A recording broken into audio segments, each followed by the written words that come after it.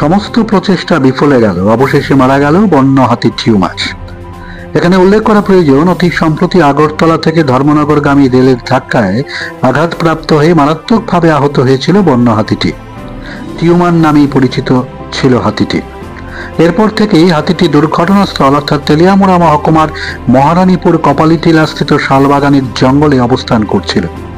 প্রথমে খোয়াই জেলার পশু চিকিৎসকদের তত্ত্বাবধানে চিকিৎসা প্রদান করা হয়। তারপর সোমবার দিনভর সিপাহীজলা অভয়ারণ্যের বিশেষজ্ঞ পশু চিকিৎসকদের তত্ত্বাবধানে চিকিৎসা দেওয়া হয়। চিকিৎসকদের চেষ্টাকে ব্যর্থ করে দিয়ে সোমবার রাত আনুমানিক 11টা নাগাদ বন্য হাতি টিউমার মৃত্যুর কোলে ঢলে পড়ে। বন দপ্তরের তরফে সেটাই জানানো হয়েছে।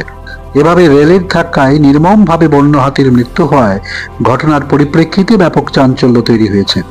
বিশেষ করে বনাঞ্চলের অন্তর্গত রেল ট্র্যাক দিয়ে নিয়ম অনুসারে রেল চালানোর সময় গতি নিয়ন্ত্রণ করার কথা থাকলেও কেন রেল দপ্তর এই নির্দেশিকাকে মান্যতা দেয়নি, সেটাই হচ্ছে প্রশ্ন।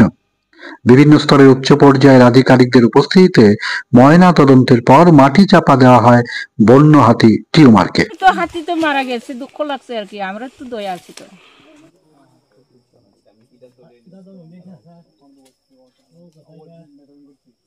খুব উৎপাত, বাড়িঘর ভাঙিয়া মানুষ টানোর সময় রাখছে না। তো এখন আপনারা যে এই হাতিটা মারা গেছে, আপনারা তো খুশি না? একদিকে খুশি, একদিকে হইলে দুঃখ। খুশিটা কিরম? খুশিটা কিরম মানে আবার আর যন্ত্রণা পাইতাম না। অন্য হাতে তো আছে, অন্য হাতে যন্ত্র করে না। আচ্ছা, এটা অন্য হাতে লাগে সিকিউরিটি, তাহলে লাগে সিকিউরিটি নাই। একলা অবশ্য আমাদের অঞ্চলের। আচ্ছা, আর দুঃখিত কে লিগা? দুঃখিত আর কোন সময় আর দেখতাম না, টিউমার শেষ, মারা গেছে, বুঝছেন? সেটি আমার কথা, বক্তব্য।